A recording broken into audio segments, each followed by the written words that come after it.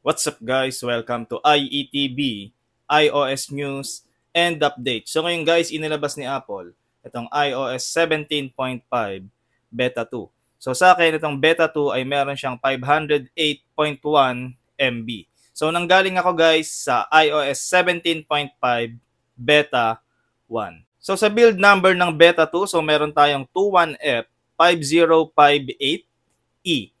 So, nung nakaraan, yung Beta 1, letter F yung last digit niya or last letter niya sa build number. So, ngayon naman, meron tayong letter E. So, asahan natin na marami-rami pang beta updates ang ilalabas ni Apple dito sa iOS 17.5.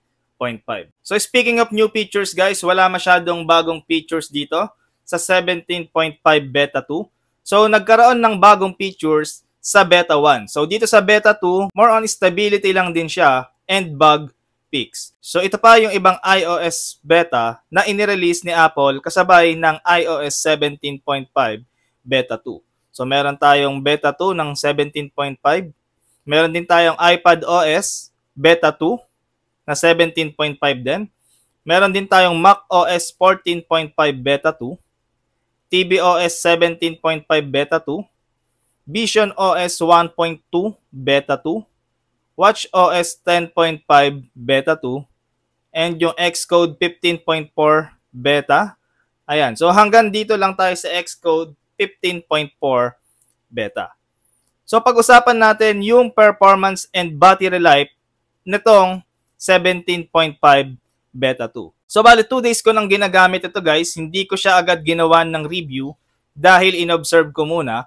Sa 2 days na yon, goods naman yung performance niya and yung sa battery life niya. Talagang umu-okay na ng umu-okay yung nire-release ni Apple ngayon na iOS 17 series.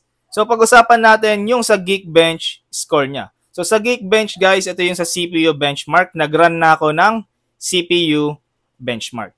So dito makikita nyo itong April 19, ito yung 17.5 Beta 2. And yung April 6, ito naman yung Beta 1. So makikita nyo na mas mataas ng konti si Beta 1 compared kay Beta 2.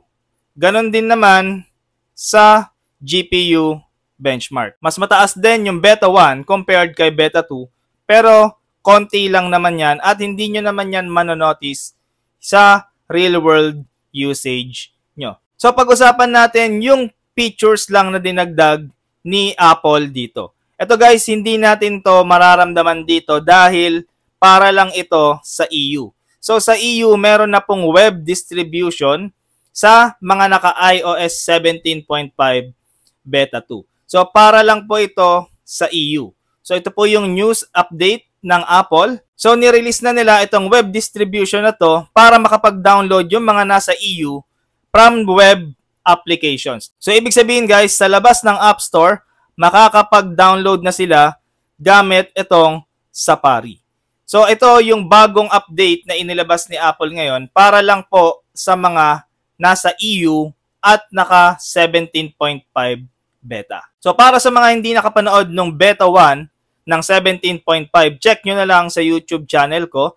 Nandun yung video para sa mga bagong features ng Beta 1. So dito kada sa Beta 2, wala masyadong bagong features. Abangan nyo rin guys yung bagong ilalabas ko na video about sa bagong application na inilabas dito sa App Store. Paniguradong matutuwa kayo, lalong-lalo na sa mga Game Boy fanatics dyan. So abangan nyo guys yung susunod ko na video about doon sa application na yon at ituturo ko na rin sa inyo kung papaano siya gagamitin. So yun guys, hanggang dito na lang. Thanks for watching.